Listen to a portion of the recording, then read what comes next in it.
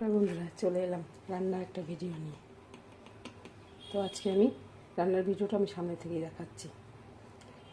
তোমাদের কেমন লাগে আমাকে কিন্তু জানিও। দেখো, নিয়ে নিয়েছি পাবদা মাছ, লবণ দিয়ে দিয়েছি। লবণকে তোমরা দেখতে পাচ্ছ, এখন হলুদ দিলাম। এই হলুদ দিয়ে দিচ্ছি। এরপর আমি পাবদা মাছটাকে এরকম এরকম এরকম এরকম করে হলুদ লবণ মাখিয়ে নিচ্ছি। ভালো করেছি না বুদ্ধিটা? তো এখন আমি রান্না শুরু করব, তোমরাও দেখতে থাকো আমার রান্না। গরম হয়ে যাচ্ছে, এখন আমি মাছগুলো ছেড়ে দিচ্ছি।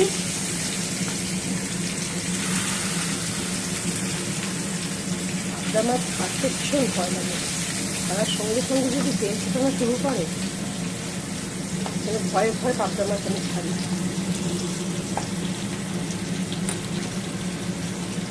এত ভয় পেয়ে গেছি, আগুন জ্বলছে, আবার আগুন জ্বালাতে চেষ্টা করছি। এক সাইড ভাজা হয়ে গেছে, উল্টে দিয়েছি। এই যে আমার সব মাছ ভাজা হয়ে গেল। এখন আমি রান্না শুরু করব। মশলাটা করে নেব। মশলার জন্য যা যা নেবো সেগুলো তোমাদের দেখাবো। আর আজকে খুব হালকা পাতলা করে করবো। রেগুলার রান্না, আমি কোনো মশলা বেশি দিয়ে করতে চাই না, আমি হালকা পাতলা করে করবো। তোমরা দেখতে থাকো।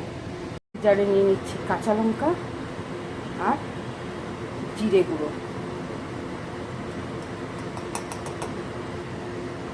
জিরে গুঁড়ো আর তার সঙ্গে আমি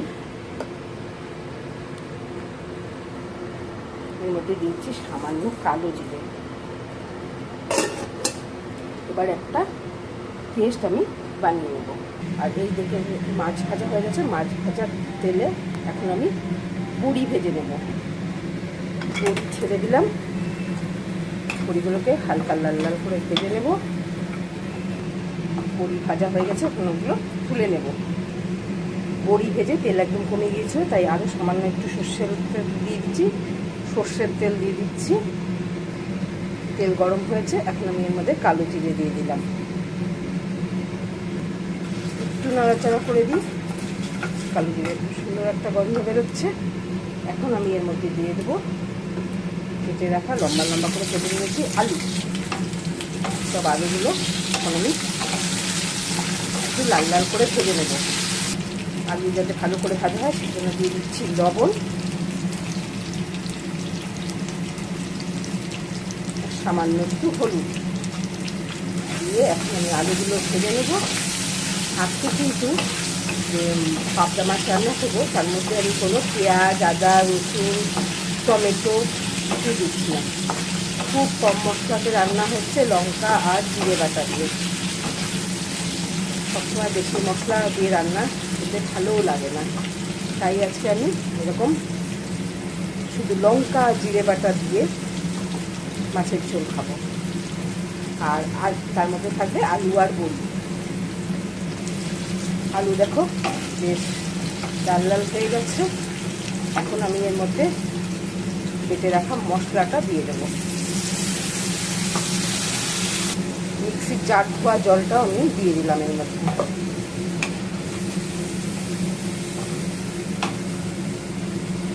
আরও সামান্য একটু হলুদ গুঁড়ো ছিটিয়ে দিচ্ছি।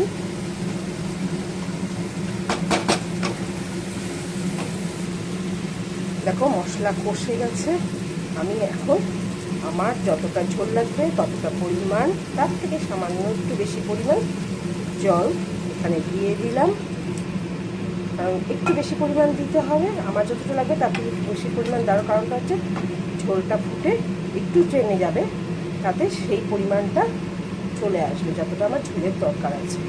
তো এখন জলটা আমি ফুটতে দেবো, ততক্ষণ আবার আমি ঢেকে রেখে দেবো। চলো এবার ঢাকনাটা খুলে দেখি কি অবস্থা হয়েছে।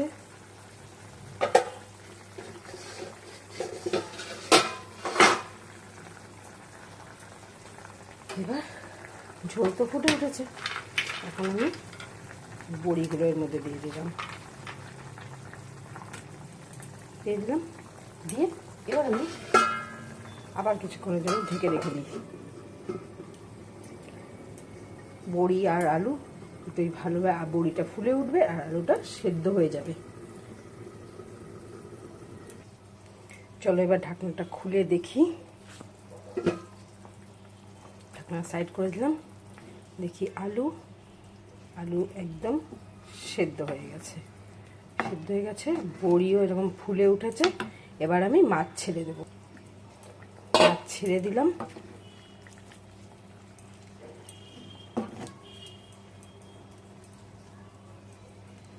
মাছ দিয়ে কিছুক্ষণ আবার ফুটতে দেব। মাছটা দিয়েছি, এখন কিছুক্ষণ আবার ফুটতে দেব। দেখো আমার রান্না তো রেডি। তো তোমাদের আমার রান্না দেখে কেমন লাগলো একটু কিন্তু জানিও। খুব হালকা পাতলা করে রান্নাটা করেছি আলু বড়ি দিয়ে। তো তোমাদের ভালো লাগলে তোমরা বাড়িতে এটা করতে পারো, খুব খেতে টেস্টি হয়।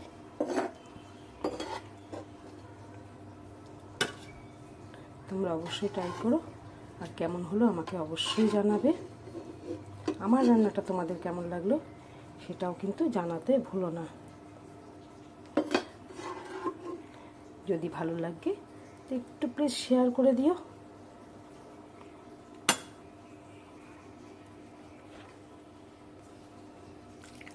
এরকমভাবে গরম ভাতে খেলে কিন্তু অসাধারণ লাগবে। রান্নাটা দেখতে হয়তো হালকা পাতলা মনে হচ্ছে, কিন্তু খেতে ভীষণ টেস্টি আর উপকারীও বটে।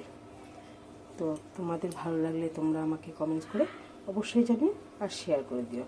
আজকের মতো রাখি, চলো টাটা। আমার রান্নাটা দেখার জন্য অনেক অনেক ধন্যবাদ।